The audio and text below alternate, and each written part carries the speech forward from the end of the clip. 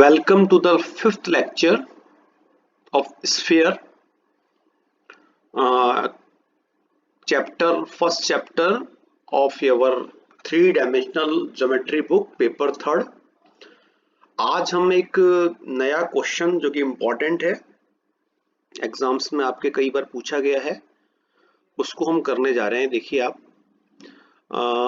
Find the equation of the sphere. Question read कर रहा हूं मैं। एक हमें स्फीयर की इक्वेशन फाइंड करनी है which passes through the points 1, 0, 0, 0, 1, 0 and 0, 0, 1. These are the 3 points.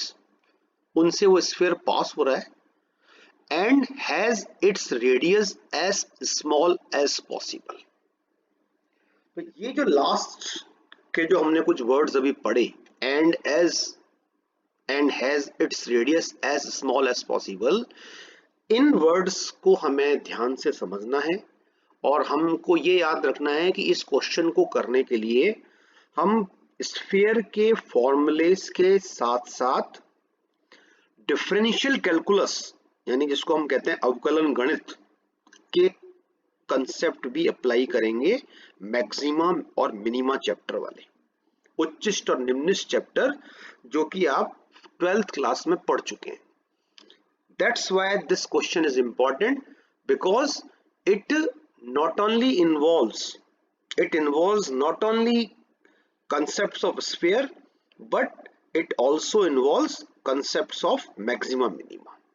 ठीक है, तो सबसे पहले आप यहाँ पर देखिए, मैंने यहाँ पर एक ब्रैकेट के अंदर, यहाँ से देखिए आप ब्रैकेट वाली बात स्टार्ट हो रही है। ब्रैकेट के अंदर सॉल्यूशन के ठीक सामने जो 4 लाइनें शुरू में लिखी हैं, ये सिर्फ हमको समझने के लिए लिखी हैं, ये आपको आपके सॉल्यूशन में लिखनी नहीं है। दिस इज द कंसेप्ट जो कि हमें दिमाग में इस क्वेश्चन को करने के पहले होना चाहिए। अगर मैं आपको ब्लैक बोर्ड पे पढ़ाता तो मैं आपको अलग से इसको एक्सप्लेन कर देता, लेकिन यहाँ पर मैं और आपको बता देता। लेकिन ये जो पोर्शन अभी मैं आपको बता रहा हूँ यहाँ पर, है ना, थ्रू ऑनलाइन टीचिंग, ये पोर्शन आपको लिखना नहीं है, केवल समझना है। तो देखिए मैं क्या लिख रहा हूं कि अगर मुझे 3 पॉइंट्स गिवन है, ए बी सी, मैंने इनके नाम रख दिए, तो इनसे गुजरने वाले एक से अधिक गोले विद्यमान होते हैं। क्या मतलब हुआ इसका? एक बहुत इंपॉर्टेंट बात दिमाग में रखिए कि अगर हमको टोटल नंबर ऑफ 4 पॉइंट्स किसी जगह गिवन है, तो उन 4 पॉइंट्स से 4 नॉन कोप्लेनर पॉइंट्स गिवन है। ये मैंने आपको वेरी फर्स्ट लेक्चर में कंसेप्ट बताया था। तो उन 4 नॉन कोप्लेनर पॉइंट से एक यूनिक स्फीयर की इक्वेशन हम फाइंड कर सकते हैं जो उससे पास हो रहा हो। लेकिन अगर केवल 3 पॉइंट्स गिवन है और हमसे कहा जाए कि उन 3 पॉइंट से पास होने वाला स्फीयर फाइंड करो, तो आप याद रखिए कि 3 पॉइंट से पास होने वाले देयर में बी सेवरल स्फीयर्स, क्योंकि 3 पॉइंट से वो स्फीयर को गुजरना है, लेकिन 4th पॉइंट जो है वो फिक्स नहीं है। तो उस 4th पॉइंट को हम अलग अलग वेरी करके, अलग अलग वैल्यूज देकर हम डिफरेंट स्फीयर्स फाइंड कर सकते हैं जो उन 4 पॉइंट से निकले। और चूंकि 4th पॉइंट बार बार वेरी कर रहा है, 3 पॉइंट फिक्स हैं, तो इक्वेशन ऑफ स्फीयर भी वेरी करेगी मतलब चेंज होगी। तो ये कंसेप्ट आपको दिमाग में रखना है। तो यहाँ पर भी यही बात है कि अगर इन 3 पॉइंट से एक से अधिक स्फीयर पास हो रहे हैं, तो उनमें से वो स्फीयर भी होगा जिसकी रेडियस स्मॉलेस्ट होगी। हमें उस स्फीयर को फाइंड करना है, एक तरह से उस स्फीयर की इक्वेशन फाइंड करनी है जो इन 3 पॉइंट से निकले और उसकी रेडियस स्मॉलेस्ट हो। तो देखिए सॉल्यूशन मेन यहां से शुरू हो रहा है, लेट से। ये देखिए आप, यहां दिख रहा होगा आपको, ये शुरू की 4 लाइन तो आपको केवल समझ अपने दिमाग में लिखनी है। ठीक है, तो देखिए अब इधर हम स्टार्ट कर रहे हैं क्वेश्चन। यहां से सबसे पहले मैंने यहां पर इक्वेशन ऑफ स्फीयर एज्यूम कर ली। एज्यूम करने का मतलब जो इक्वेशन मुझे एंड में निकालनी है वो इस फॉर्मेट की होगी। ये है general form of the equation. इसमें u, v, w और d अभी तक अनडिटरमाइंड है। डिटरमाइन कब होंगे? जब हम क्वेश्चंस के कंसेप्ट इस पे अप्लाई कर देंगे। ठीक है, तो सबसे पहले हमने कंसेप्ट ये अप्लाई किया साहब कि ये पॉइंट जो है मेरे ABC पॉइंट से पास हो रहा है। देखिए अब ये, तो अगर कोई स्फीयर किसी नोन पॉइंट से पास होता है तो वो पॉइंट उस स्फीयर की इक्वेशन को संतुष्ट करता है। तो मैं क्या करूंगा, मैं सबसे पहले ए पॉइंट के निर्देशांक इसमें भर दूंगा।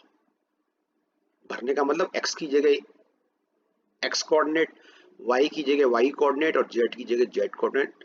आई will fill in the complete equation. तो जैसे ही मैंने देखिए अब ये वाला काम किया तो मुझे ये लाइन मिल गई।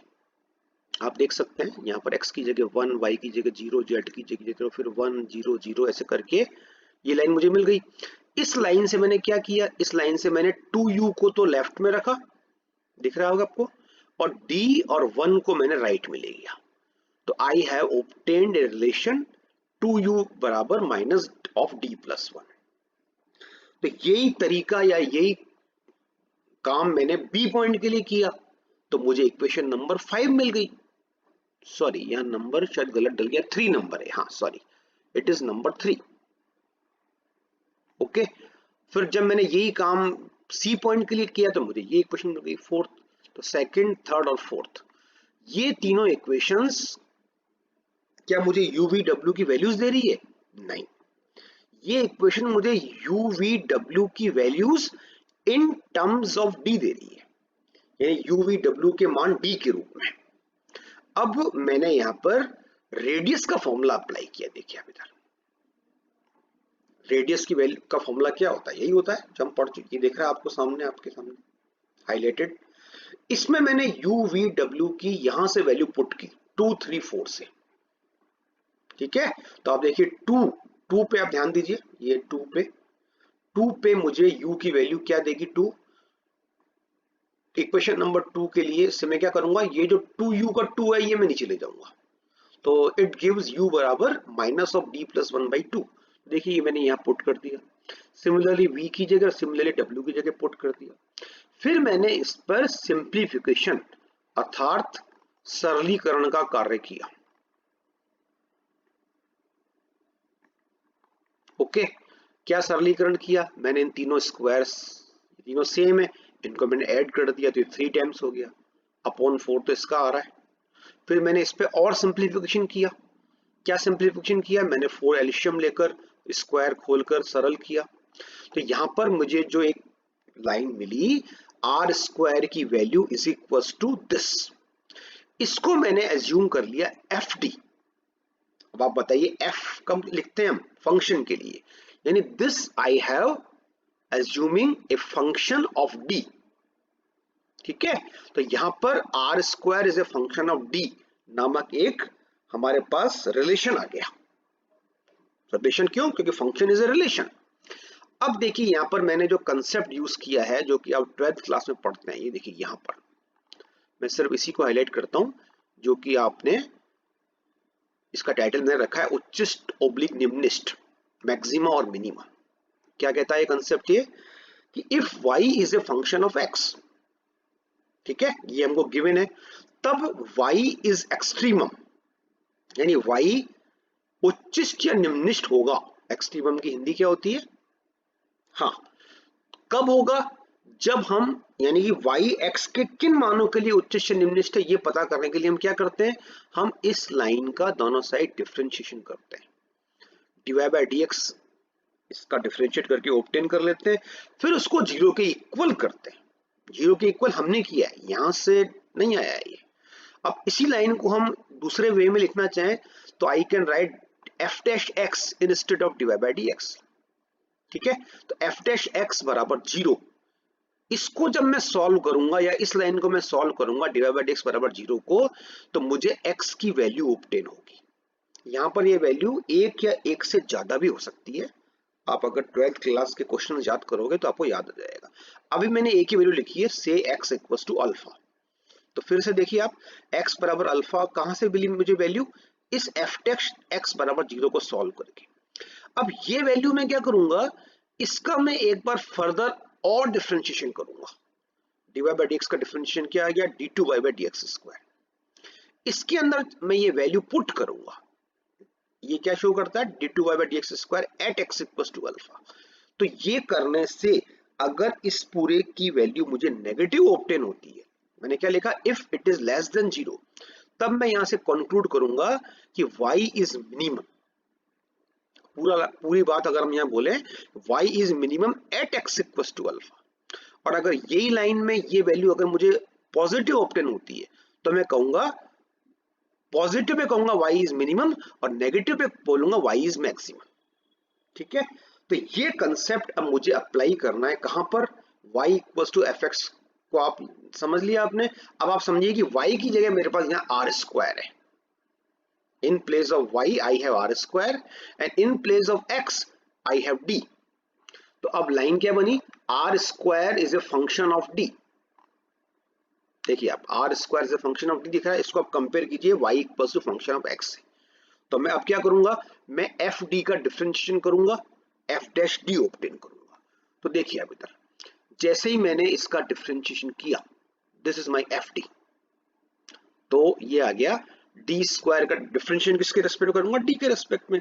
तो इसका डिफरेंशिएशन हो जाएगा 2d, इसका डिफरेंशिएशन हो जाएगा 2।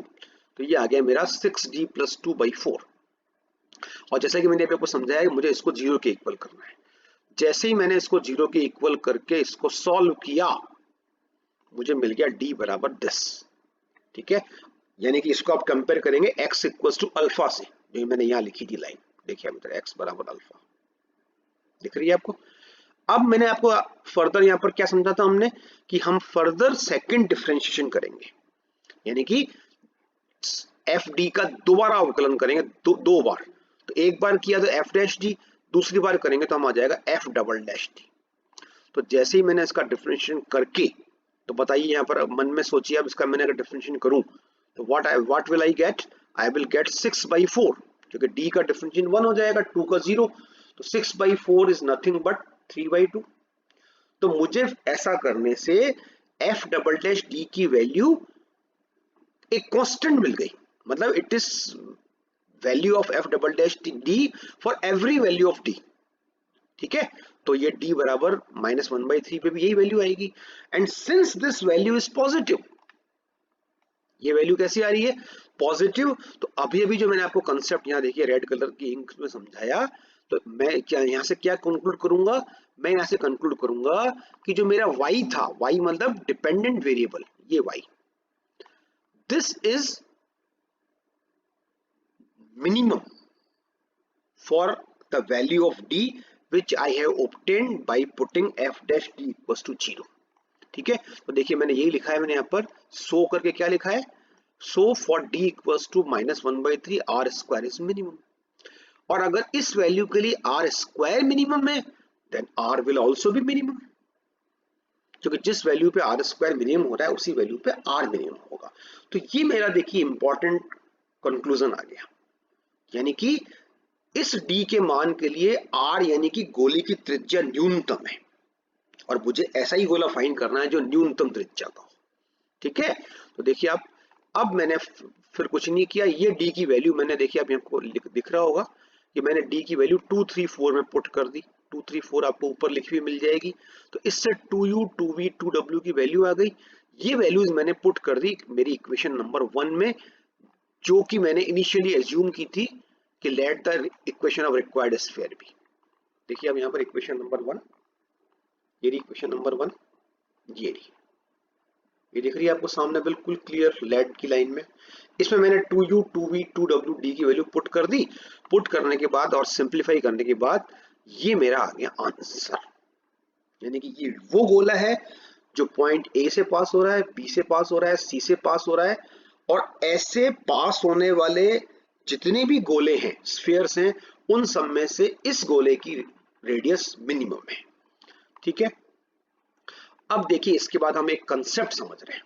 क्वेश्चन एक ही कर रहे हैं हम आज, एक हम कंसेप्ट समझ रहे हैं कि अगर मेरे पास एक स्फीयर है, देखिए अब इधर डायग्राम में, और इस स्फीयर को 3D में एज्यूम कीजिए, इसको एक प्लेन कट कर रहा है, एक प्लेन स्फीयर को कट करके निकल रहा है का मतलब in this situation plane and sphere are intersecting each other।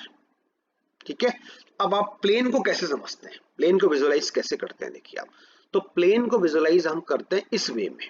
देखिए अब यहाँ पे ये हमारा ऊपर वाला डायग्राम है, ये इस तरीके से हम प्लेन सोचते हैं कि ये एक प्लेन है। तो आप समझिए कि ये प्लेन पहले, यूं समझने के लिए हम बात कर रहे थे कि ये प्लेन पहले स्फीयर से दूर था, यूं समझ लीजिए कि दिस इज द, ये एक कोई भी फल है, एप्पल, फ्रूट कोई भी, और ये हमारा एक पोर्शन है नाइफ का, नाइफ का वो हिस्सा जो कि फल को काटता है। इस प्लेन को हमने यहां से, इस नाइफ को हमने उठाकर इस फल पे कट करवा दिया, इंटरसेक्ट करवा दिया। तो जब ये नाइफ इसको कटिंग की पोजीशन में है, यानी यानी कि ये नाइफ इसको कट कर रहा है, या यूं समझिए नाइफ को हमने इंसर्ट करवा के रखा है फल में, उस केस में जो हमारा प्लेन का वो पोर्शन, प्लेन का कुछ पोर्शन जो होगा, या नाइफ का जो पोर्शन होगा जो कि स्फीयर के अंदर इंसर्टेड होगा, यानी वो पोर्शन नाइफ का भी होगा और स्फीयर के अंदर भी इंसर्टेड होगा, वो पोर्शन मैंने यहां ब्लैक से देखिए शेडेड कर रखा है। ये पोर्शन यहां पर आप विजुलाइज कीजिए, ठीक है। यानी ये प्लेन का पोर्शन है जो कि स्फीयर को काटता हुआ काट रहा है, और ये जो डॉट डॉट डॉट, ध्यान से देखिए इधर, आप जो दिख रहा है ना आपको रेड कलर की इंक में, ये वो पॉइंट्स हैं जो कि स्फीयर पर भी हैं और प्लेन पर भी हैं। These points lie on sphere as well as on plane, ठीक है। तो ये, इसको आप यहां समझिए, आप देखिए इधर ये पोर्शन, ये जो डॉट पोर्शन है, ये स्फीयर पे भी लाई कर रहा है और प्लेन पे भी लाई कर रहा है, और ये जो बीच वाला पोर्शन है लाइन, जिसको मैंने लाइन से शेड कर रखा है, ये पोर्शन खाली प्लेन पे लाई कर रहा है। तो इसको हम बोलते हैं डॉटेड पोर्शन, डॉटेड को हम बोलते हैं section of the sphere by the plane. क्या बोलते हैं? Section of the sphere by the plane. तो अब आप टाइटल में देखिए, क्या टाइटल क्या लिख रहा है? Prove that section of a sphere by a plane is a circle. तो यहां पर मुझे एक समझना है और प्रूव करना है कि ये जो मेरा सेक्शन यहां दिख रहा है, जो कि अभी आपको ये एक लीफ नुमा स्ट्रक्चर दिख रहा है, पत्ती नुमा, जिसको हम पेड़ की पत्ती समझते हैं, ये एक्चुअली वास्तव में एक सर्किल है। वास्तव में क्यों बोल रहा हूं? क्योंकि अगर इसको एग्जैक्टली आप स्फीयर में विजुलाइज करोगे तो ये पूरा एक वृत्त है ये। अब चूंकि यहाँ पर हमने 3D का फिगर 2D में बना रखा है, तो हमको ये वृत्त नहीं लग रहा है, लेकिन हम इसको मैथमेटिकली प्रूव कर देंगे कि ये एक सर्किल है।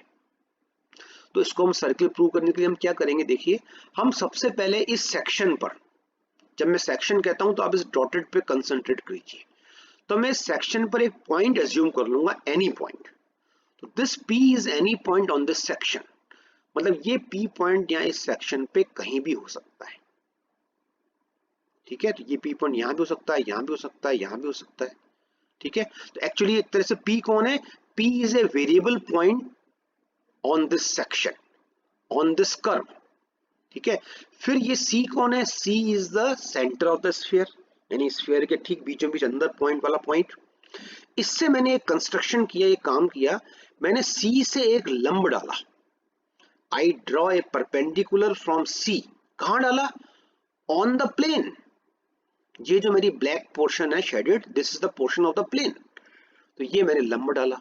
अब एक बात तुरंत लेके आ जाइए कि ये जो मैंने लंब डाला, ये एक निश्चित लंब है। निश्चित लंब में क्यों बोल रहा हूं इसको?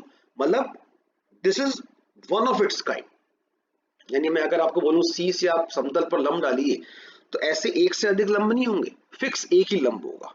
तो अगर ये एक लंब फिक्स है, तो ये पॉइंट N फिक्स है, और फिर इस लंब की लंबाई भी फिक्स है। तो इसकी लंबाई जो है, इस लंब की C से N तक की लंबाई मैंने मान ली स्मॉल p। और कैपिटल R कौन है? ध्यान से समझिए आप, कैपिटल R इस गोले की त्रिज्या है। अब आपको थोड़ा सा अटपटा लगेगा कि सब ये त्रिज्या कैसे है? त्रिज्या का मतलब तो हम लेते हैं भाई केंद्र से बाउंड्री तक की डिस्टेंस। तो एक्चुअली देखिए, अब ये P पॉइंट कहाँ है? ये P पॉइंट मैं आपको बार बार कह रहा हूं सेक्शन पर है। सेक्शन मतलब गोले और प्लेन के कॉमन पॉइंट से बना कर्व, यानी ये जो डॉटेड पोर्शन है, ये गोले की बाउंड्री पर है। तो अगर ये गोले की बाउंड्री पर पोर्शन है, ये P पॉइंट भी गोले की बाउंड्री पर होगा। तो केंद्र से बाउंड्री यानी पृष्ठ तक की जो दूरी होगी, वो गोले की त्रिज्या होगी। तो निश्चित रूप से ये कैपिटल R मैंने इसको एज्यूम कर लिया, ये भी एक फिक्स वैल्यू होगी, small p is also fix. अब फिर एक अंतिम बात जो हमें समझनी है कि एक ट्रायंगल आपको दिख रहा है CNP, this is a right angle triangle, ये एक समकोण त्रिभुज है। ध्यान से बताइए क्यों। समकोण त्रिभुज किसे कहते हैं? जिसमें एक कोण एक 90 डिग्री का होता है। तो बताइए इसमें कौन सा कोण 90 डिग्री का है? क्या ये वाला P वाला? नो, ये एंगल 90 है जो N पे बन रहा है। कैसे? क्योंकि मैंने क्या कहा था, मैंने कहा था कि मैंने C से इस प्लेन पर लंब डाला, तो ये एक्चुअली लंब है इस पूरे प्लेन पर। अब आप कहोगे साहब प्लेन पे तो लंब है, मान लिया, लेकिन ये एनपी और CN लंब कैसे हो गए? तो देखिए अब इसको भी समझ लेते हैं। N का है, N is a point on the plane and P का है, P is a point on the section, और सेक्शन का मतलब common point of sphere and plane, मतलब ये पॉइंट भी प्लेन पर है और ये पॉइंट भी प्लेन पर है। तो अगर इन दोनों को ज्वाइन करने वाली मैं लाइन सेगमेंट बनाऊंगा तो प्लेन की डेफिनेशन या प्लेन का कंसेप्ट कहता है कि ये लाइन फिर पूरी तरह से प्लेन में ही होगी। अगर किसी प्लेन में आप अपने कागज अपनी कॉपी के पेज पर दो पॉइंट पेन से मार्क करके उनको मिलाएं तो वो मिलाने वाली लाइन कहाँ होगी? कॉपी के प्लेन में होगी। इसको आप विजुअलाइज कीजिए। तो ये लाइन कॉपी के प्लेन में है, सॉरी उस प्लेन में है, तो ये NP line lies in the plane and CN is perpendicular to the plane. तो perpendicular and line content both will be perpendicular. तो इन दिस वे मैंने ये आर्ग्यू कर दिया कि ये एंगल 90 डिग्री है। तो अगर इस ट्राइंगल में एक एंगल 90 डिग्री है N पे जो बन रहा है, तो ये समकोण त्रिभुज हो गया। तो अगर ये समकोण त्रिभुज हो गया तो कोण के सामने वाली साइड कर्ण हो गई। तो मैंने यहाँ पर पाइथागोरस थ्योरम अप्लाई कर दी। देखिए आप, ये देखिए इधर R square is equal to, ये दिख रहा है आपको ये वाली लाइन, मैं इसको हाईलाइट कर देता हूँ। R square is equal to okay P square plus N P square, यानी कि कर्ण का स्क्वायर बराबर square of the other two sides. ठीक है, तो अब यहां से मैंने एनपी की वैल्यू फाइंड कर